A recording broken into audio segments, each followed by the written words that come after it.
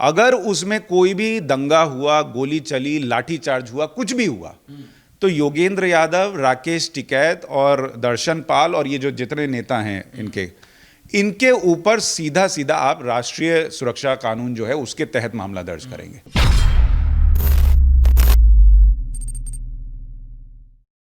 सुशांत जी, इतने दिनों से जो पटकथा लिखी जा रही थी टेलीविजन पे, राकेश टिकैत बार बार आकर टेलीविजन पे कहते थे कि मेरे सूत्रों के हवाले से खबर है सरकार ने 1000 किसानों को मारने की प्लानिंग कर ली है। तो क्या सर जो कल दिखाया गया किसानों के द्वारा, एक व्यक्ति आता है और कहा जाता है कि स्टेज पे जब नेता आएंगे तो आप गोली मारना, इस तरीके की जो प्रेजेंटेशन की गई, तो क्या सर वही वो सूत्र थे जो कल दिखाए गए? देखिए, मुझे करीब 18-19 साल हो गए पत्रकारिता में। मैं तो ये जानता था कि पत्रकारों के सूत्र होते हैं, किसानों के भी सूत्र होते हैं, ये मुझे नहीं पता था। चलिए ठीक है, थोड़ी देर के लिए मान भी लेते हैं कि किसानों के भी सूत्र होते हैं।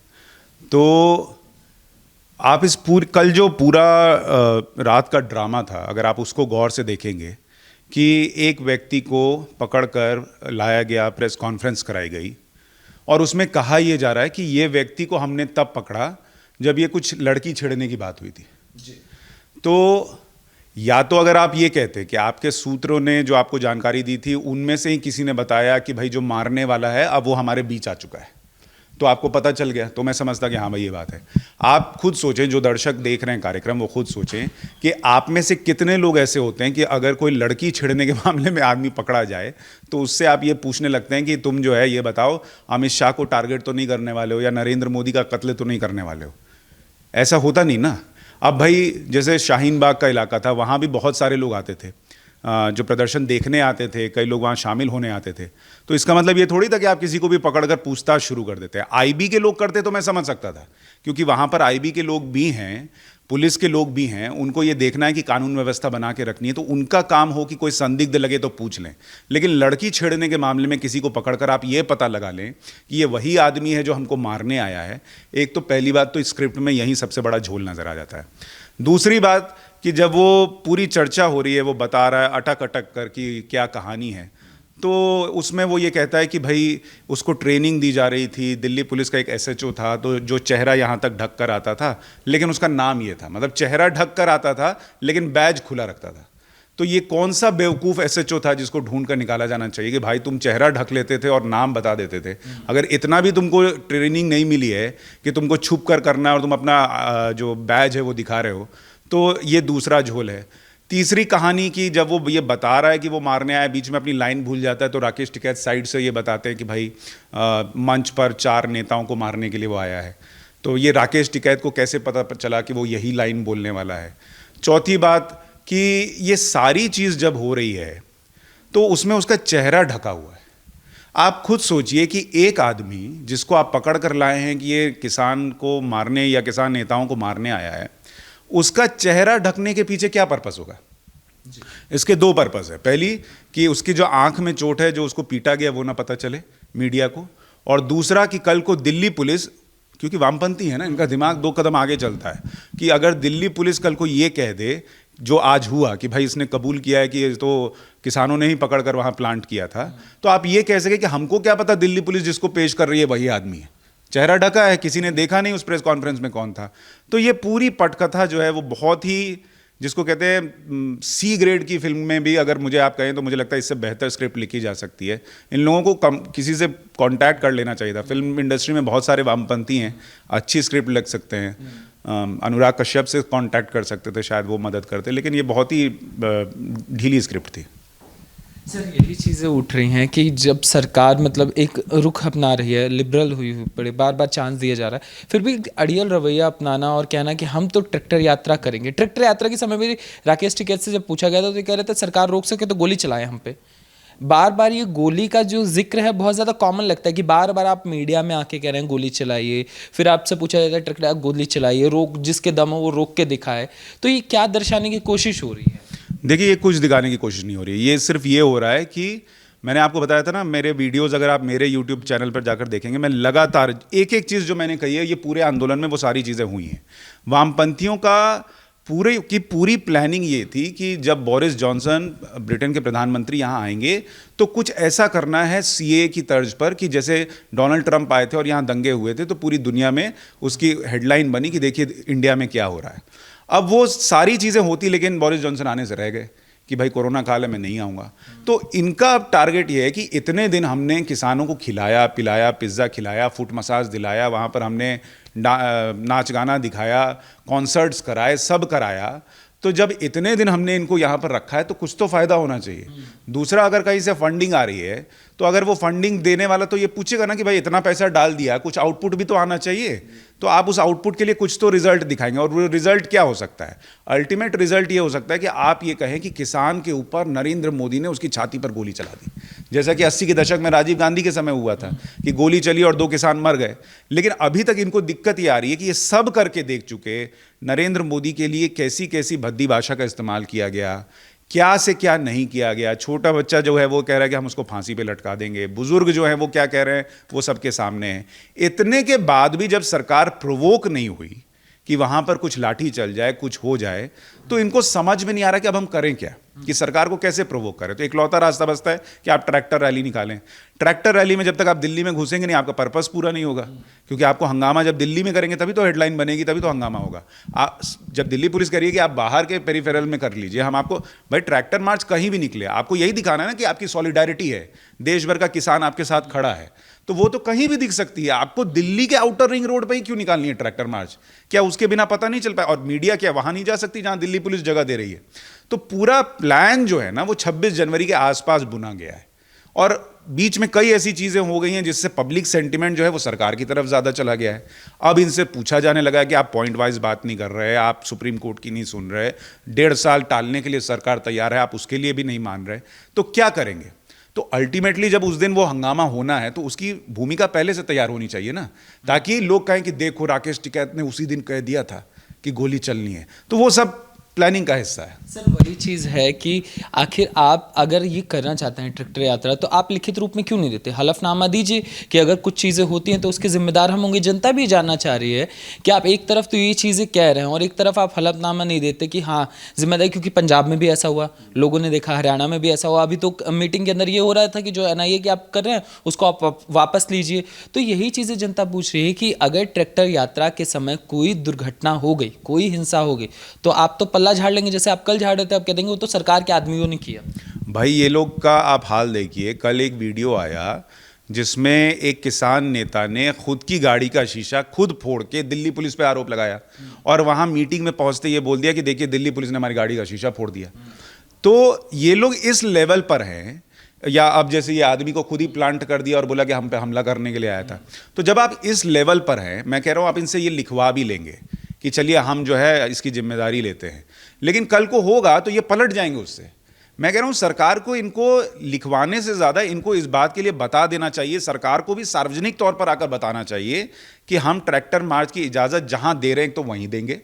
दूसरा, अगर उसमें कोई भी दंगा हुआ, गोली चली, लाठी चार्ज हुआ, कुछ भी हुआ, तो योगेंद्र यादव, राकेश टिकैत और दर्शन पाल और ये जो जितने नेता हैं इनके ऊपर सीधा सीधा आप राष्ट्रीय सुरक्षा कानून जो है उसके तहत मामला दर्ज करेंगे।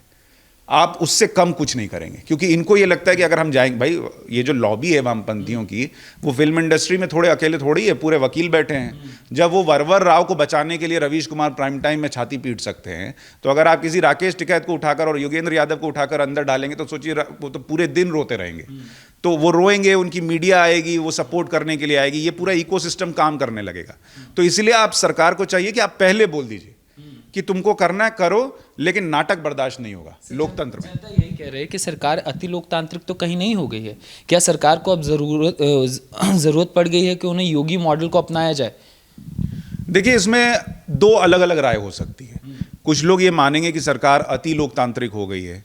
मैं पर्सनली ये मानता हूं कि नरेंद्र मोदी चूंकि देश के प्रधानमंत्री हैं और उनका ट्रैक रिकॉर्ड है बतौर गुजरात के सीएम कि वो किसानों के लिए इतना कुछ कर पाए कि जब देश में कृषि दर जो है, कृषि विकास दर जो है वो 3% थी तो गुजरात में 8% थी, या अभी जब प्रधानमंत्री बने तो उसके बाद उन्होंने कृषि किसान सम्मान निधि योजना हो, ट्रैक्टर पर सब्सिडी देना हो, या दूसरी चीज़ें जो उन्होंने की, वो किसान को लेकर किसान प्रोग्रेस करे ये चाहते हैं। अब आप ये नहीं भूल सकते, जैसे शाहीन बाग में था कि एजेंडा किसी का भी हो, लेकिन बैठी तो वहाँ महिलाएं और बच्चे थे। तो आप चूंकि एजेंडाधारी तो सामने आएंगे नहीं, आप महिलाओं और बच्चों को टारगेट नहीं कर सकते, आप उनको मार नहीं सकते, उनके ऊपर लाठीचार्ज नहीं कर सकते, गोली नहीं चला सकते। वामपंथी बहुत दिमाग से चलते हैं ना, यहाँ भी महिलाओं को क्यों लेकर आए? ऐसा थोड़ी था कि जनसंख्या वहाँ पर संख्या कम पड़ रही थी, वो तो इसलिए लेकर आए कि कल को लाठीचार्ज के पहले सरकार को देखना पड़े और यहाँ तो महिलाएं और बुजुर्ग बैठे हुए हैं। तो दिमाग उनका 4 कदम आगे चलता है। सरकार अभी ये देख रही है कि मान लीजिए कि ये सब एजेंडे के तहत भी हो रहा है, तो भी अगर 100, 50, 2000, 5000, 10,000, 50,000 किसान भी तो बैठे हैं, आप उन पर लाठी कैसे चलाइएगा? हैं तो वो किसान, उनको आप बरगलाकर उनके दिमाग में एजेंडा डालकर लेकर आए हैं। तो नरेंद्र मोदी बार बार ये कोशिश कर रहे हैं कि इतना जो वक्त गया इसमें किसानों को धीरे धीरे ये समझ में आने लगे कि उनका इस्तेमाल हुआ है। अब अगर या तो वो समझ जाएं तो बेहतर कि खुद वापस चले जाएं, और नहीं तो अल्टीमेटली अब देखिए अब वो स्थिति आ गई है जहां पर सरकार को अब ये तय करना पड़ेगा कि जैसे वो आर पार की लड़ाई वाली बात होती है ना कि भाई अब तो एक्शन लेना ही होगा। उसके पहले आप, चूंकि एक लोकतांत्रिक देश है, नरेंद्र मोदी बतौर प्रधानमंत्री लोकतांत्रिक मूल्यों में विश्वास करते हैं, उन्होंने सब करके देख लिया। अब आज की तारीख में आप नहीं कह सकते ना नरेंद्र मोदी को कि उन्होंने क्यों उस दिन, अगर मान लीजिए ट्रैक्टर मार्च में ये लोग हंगामा करेंगे, हमको दिल्ली में घुसना ही है, और पुलिस लाठी चार्ज करे, तो देश ये नहीं कह सकता कि नरेंद्र मोदी ने क्यों लाठियां चलवाई, क्योंकि उन्होंने ये कह के देख लिया कि पॉइंट वाइज बात कर लीजिए। वो ये कह के देख चुके कि 1.5 साल टाल लेते हैं, आइए बैठकर बात कर लेते हैं। वो ये कह के देख चुके कि आपको अलग जगह दे देते हैं, आप वहां पर ट्रैक्टर मार्च निकाल लीजिए। अगर उसके बाद भी कोई सुनने को तैयार नहीं है तो उस हंगामे की जिम्मेदारी दूसरे पक्ष पर होगी, सरकार पर नहीं होगी। सर वो ये भी बहाना दे रहे हैं कि जो 1.5 साल से 2 साल का जो मौका दिया गया है उसमें वो कह रहे हैं कि सारी सरकारी एजेंसियों को हमारे पीछे लगा दिया जाएगा और हमारे नेताओं को जेल में डाल दिया जाएगा और ऐसा कभी कुछ होगा ही नहीं, और ऐसा इतना बड़ा आंदोलन कभी खड़ा ही नहीं हो पाएगा। देखिए, अगर किसान नेताओं को आरोप लगाकर या जांच एजेंसी लगाकर जेल में डाला जाना होता तो पहली बात तो एक तो ये अभी भी हो सकता था। दूसरी बात कि मैं ये कहता हूं, मैं पत्रकार हूं और ये खुले तौर पर कहता हूं कि आप मेरी जितनी जांच करनी है, जितनी एजेंसी लगानी है लगा लीजिए, आपको 1 रुपया दाहिने से बाएं का नहीं मिलना। तो मुझे किस बात का डर है बताइए? तो ये किसान नेताओं को किस बात का डर है कि एजेंसी लगा लेंगे? ये कोई रॉबर्ट वाड्रा है जिन पे कोई केस चल रहा है, या कोई दूसरे ऐसे पॉलिटिशियन हैं जिन पर कोई केस चल रहा है? आप किसान नेता है ना भाई, आपकी जमीन है, आप खेती करते हैं, आप सारा हिसाब आपके पास है, आप दीजिए वो हिसाब, फिर इसमें आपको डरने की क्या कोई बात है? तो पहली बात तो आपके मन में डर क्यों है? दूसरी बात कि जैसे ये कहा जाता था ना कि जैसे सीए आएगा, एनआरसी आएगी और देश का मुसलमान बाहर भेज दिया जाएगा, तो ये जो वामपंथी नैरेटिव गढ़ते हैं उसमें एक्सट्रीम का स्टेप रखते हैं कि मतलब मुसलमानों में ये डर पैदा हो जाए कि हमको तो बाहर उठा के फेंक देंगे। कोई ये भी नहीं सोचे कि भाई ये कैसे संभव है। मैं गया था शाहीन बाग रिपोर्ट करने के लिए और मैंने पूछा, किसी को पता ही नहीं, एक तो कानून क्या है, दूसरा उनको ये भी नहीं जानकारी कि ये कैसे होना है, नहीं होना है। तर्क पे तो बात ही 2014 के बाद जब से नरेंद्र मोदी आए हैं इस देश में तर्क नहीं बचा है। आप या तो गोदी मीडिया हैं, या तो आप मोदी के पक्ष में हैं, और नहीं तो आप फिर राहुल बाबा के पिद्दी मीडिया हैं। बीच में कुछ नहीं है, तर्क पे कोई बात नहीं होगी। अगर आप अभी इनसे पूछेंगे कि एमएसपी कहाँ खत्म करने वाला क्लॉज कहाँ लिखा है, उस पर कोई बात नहीं होगी। नहीं एमएसपी खत्म हो रही है। अरे मंडी खत्म करने वाला क्लॉज कहाँ है? नहीं मंडी खत्म हो रही है। तो जब आप तर्क पे बात ही नहीं करेंगे तो कोई चीज़ टिकनी नहीं है। तो इसलिए इनको ये बात तो पता है कि अभी हम किसान को तो पकड़ के ले आए, अब ये 1.5 साल में, अभी अगर 20, 25, 50 दिन में देश भर के ज़्यादातर किसानों को ये समझ में आ गया कि हमारा फ़ायदा है। भाई जो सुप्रीम कोर्ट की कमेटी है उसके सामने 10 किसान यूनियन गए ना, 8 राज्यों के। तो जब 1.5 साल में बाकी लोगों को भी पता चल जाएगा कि क्या सिस्टम तैयार किया गया। अभी क्यों बरगला पा रहे हैं? इसलिए क्योंकि जिन लोगों के पास जानकारी नहीं, इनको डर इस बात का है कि 1.5 साल में सबके पास जानकारी हो गई तो फिर कैसे उठा के लाएंगे? पिज्जा के नाम पर थोड़ी आएगा किसान, फुट मसाजर के नाम पे थोड़ी आएगा किसान। वो तो अभी उठा कर ले आए क्योंकि पता नहीं है। जिस दिन पता चल गया कि ये सारा मामला ये है और हम तुमको मूर्ख बनाकर अपना फायदा साध रहे हैं, तो ये तो आएंगे नहीं। ये डर है इनको 1.5 साल में। मगर ये संवैधानिक और लोकतांत्रिक दुहाई देना, आप यही तस्वीर आपने शाहीन बाग का जिक्र किया, एक सिमिलैरिटी हो गई है। एक कहा जाए कि हमेशा से देखा जाता है कि ये लोग आएंगे, सामने औरत बच्चे रखना, फिर झंडा लेकर, और शाहीन बाग में तो अलग दिखा था, संविधान की प्रतियां लेकर, और हम लोकतंत्र बचाए निकले हैं। यहाँ भी लोकतंत्र बचाया जा रहा है, मगर आप किसी लोकतांत्रिक व्यवस्था में आप विश्वास करना ही नहीं चाहते। आप सरकार से बात नहीं करना चाहते। आप कहते हैं सुप्रीम कोर्ट ने जो कमेटी बनाई है वो सरकार के पक्ष वाली है, तो आप विश्वास करेंगे किसमें? उसमें जो इनकी बात करेगा। सुप्रीम कोर्ट जिस दिन ये कहेगा कि नरेंद्र मोदी सरकार अलोकतांत्रिक है, उस दिन सुप्रीम कोर्ट की जय। और जिस दिन सुप्रीम कोर्ट ये कहेगा कि आइए कमेटी बनाते हैं, बात करते हैं, तो ये और इनका इकोसिस्टम सुप्रीम कोर्ट को मिडिल फिंगर दिखाएगा। जिस दिन नरेंद्र मोदी ये कहेंगे कि किसान सम्मान निधि में हम तुम्हारे अकाउंट में पैसे डालेंगे, उस दिन मोदी की जय। लेकिन जिस दिन मोदी ये कहेंगे कि भाई बाकी छोटे किसानों का भी फायदा होने दो और उनको भी विकल्प मिलने दो मंडी का, तुम तो भाई मंडी से लपेट ले रहे हो जितना पैसा लपेटना है, दूसरे तो फंस जा रहे हैं ना, तो उनको होने दो, तो उस दिन मोदी की हाय हाय। तो ये पूरा सिस्टम जो है ना, जिस दिन ये चुनाव जीतेंगे उस दिन ईवीएम ठीक, जिस दिन ये चुनाव हारेंगे उस दिन ईवीएम में गड़बड़ी हो सकती है, हैकिंग हो सकती है। जिस दिन इनका मन करेगा वैक्सीन जो है वो ठीक, जिस दिन इनका मन करेगा वैक्सीन बीजेपी की हो जाएगी। तो या जिस दिन इनको ठीक लगेगा कि भाई मान लीजिए आज मैं ये कह दूं कि फलाना राज्य में या योगी आदित्यनाथ के राज्य में हाथरस की जो घटना हुई वो ठीक नहीं हुई, उसको ठीक से हैंडल नहीं किया गया, तो सुशांत अच्छा पत्रकार है।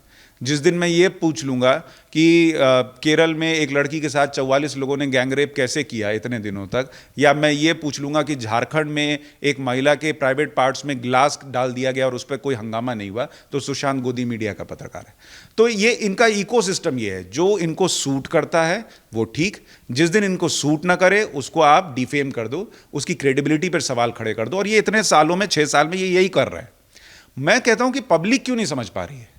आपको ये क्यों नहीं दिखता कि कोई रवीश कुमार जब उनका मन करता है तो मंडी में जाकर एक रिपोर्ट करते हैं कि मंडियों में किसान को गुलाम बना लिया गया है, और जब उनका मन करे तो वो प्राइम टाइम में खड़े होकर ये बोलने लगे कि ये तो पूरा सिस्टम खराब है। मैंने हमेशा कहा है कोई भी कानून 100% परफेक्ट नहीं होता। इस बिल में भी आपको कमी लगती है, जहां कमी लगती है आप उस पर चर्चा कीजिए, उसको ठीक करा लीजिए। लेकिन ये कोई कहे कि किसान को विकल्प नहीं मिलना चाहिए, ये कैसे ठीक है उस देश में जहां आप ये कहते हैं कि सरकारी स्कूल तो हों लेकिन प्राइवेट स्कूल का विकल्प भी होना चाहिए, मेरे बच्चे प्राइवेट स्कूल में भी जाने चाहिए। आप ये तो कहें कि भाई जो प्राइवेट कंपनी है एयरलाइन की, एयर इंडिया, वो तो ठीक है, लेकिन मेरे पास प्राइवेट एयरलाइंस भी होनी चाहिए ताकि हम सस्ते दर पर इंडिगो में उड़कर जा सकें। आप हर चीज में प्राइवेट का विकल्प चाहते हैं, लेकिन किसान के लिए जब कोई विकल्प आने की बात होती है तो आप कहते हैं नहीं, उसको सिर्फ मंडी में बेचना चाहिए, उस मंडी सिस्टम में जहां सिर्फ 6% को एमएसपी मिल पाती है।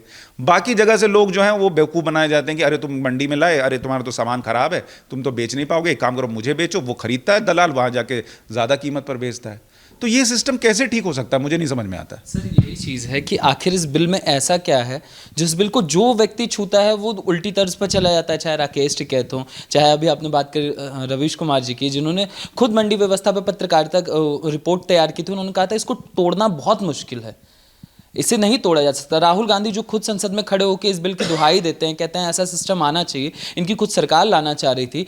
केजरीवाल जो पहले लाते हैं फिर पलट जाते हैं, कुछ पंजाब सरकार जो इतने समय से कॉन्ट्रैक्ट फार्मिंग कर रही है, इनका आखिर पलटना क्यों जो चीज़ ये पहले से करना चाह रहे थे और अब वो चीज़ें हो जाती हैं और ये पलट जाती हैं। इनके पलटने की सिर्फ और सिर्फ इकलौती वजह है, और वो ये कि इनको पता है कि ये 3 कानून आए, किसान की जिंदगी बदली, तो अभी ही नरेंद्र मोदी को नहीं हरा पा रहे, उस वक्त क्या करेंगे?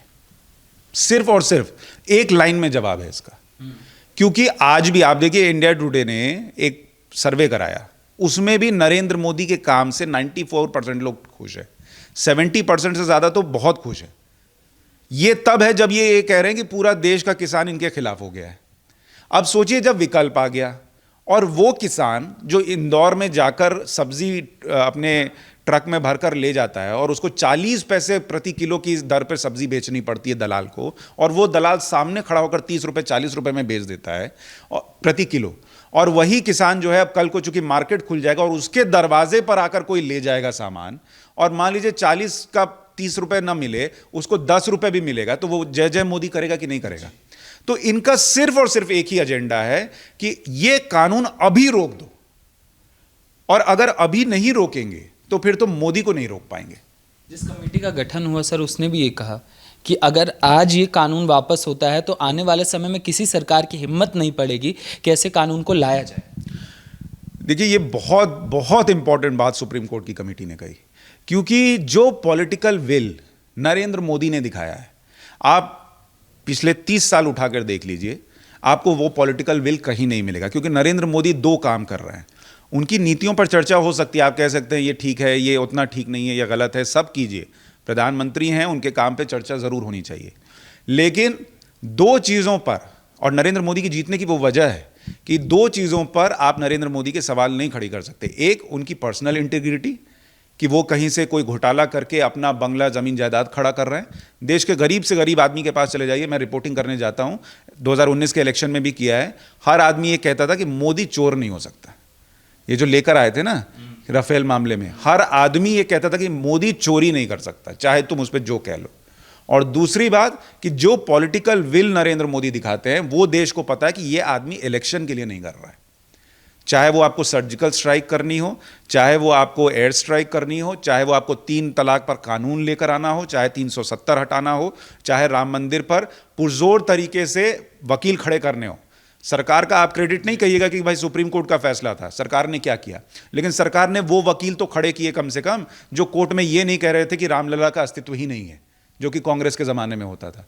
तो एटलीस्ट देश की जनता को यह पता है कि नरेंद्र मोदी को लेकर आप, उनका जो पॉलिटिकल विल है उसको आप डाउट नहीं कर सकते कि वो चुनाव देखकर ये करेंगे। तो जब उस आदमी को आप रोक देंगे जो कि चुनाव देखकर काम नहीं कर रहा है, तो बाकी पार्टियां जिनका पूरा मकसद ही यही है कि हम कुर्सी पर बने रहने चाहिए, वो कैसे हिम्मत जुटाएंगे? वो अरविंद केजरीवाल, जिनको इस पूरे आंदोलन में सिर्फ ये दिख रहा है कि अगर हम अभी पंजाब के किसान को ये विश्वास दिला दें कि हम तुम्हारे साथ खड़े हैं, भले उन्होंने यहां पर वो बिल खुद लागू किया हो, कानून लागू किया हो, तो उनको ये लगता है कि हम पंजाब में आ सकते हैं। अकालियों को ये लग रहा है कि कैप्टन अमरिंदर सिंह को खत्म करने का यही असली तरीका है, खत्म मतलब पॉलिटिकली खत्म करने का, और कैप्टन अमरिंदर सिंह को अपनी कुर्सी बचानी है। तो हर आदमी सिर्फ अपना फायदा देख रहा है कि मेरी कुर्सी कैसी बची रहे, या आने वाले वक्त में कैसे वो कुर्सी मुझे मिल जाए। मोदी क्या कर रहे हैं? मोदी अपनी कुर्सी दांव पे लगा रहे हैं। अगर देश भर का किसान इससे नाराज होता है तो सबसे बड़ा नुकसान किसका होगा? नरेंद्र मोदी का होगा। तो वो आदमी अपनी कुर्सी दांव पे लगा रहे हैं कि तुम नाराज हो जाओ, लेकिन मुझे यकीन है कि कल को जब तुमको फायदा होगा तो तुम मेरा ही नाम लोगे। और इस देश में किसी को तो ये जिम्मेदारी उठानी होगी कि जो कचरा भर गया है उसको साफ करना है, तो वो उन्होंने अपने ऊपर ले लिया है। तो जब वो आदमी हिम्मत नहीं दिखा पाएगा, और उसको मान लीजिए, मुझे नहीं लगता नरेंद्र मोदी ये कानून वापस लेंगे चाहे जो हो जाए, लेकिन अगर आप उनके कदम पीछे करवा देंगे तो और कोई नहीं है जो फिर वो कदम बढ़ाने की हिम्मत दिखाएगा।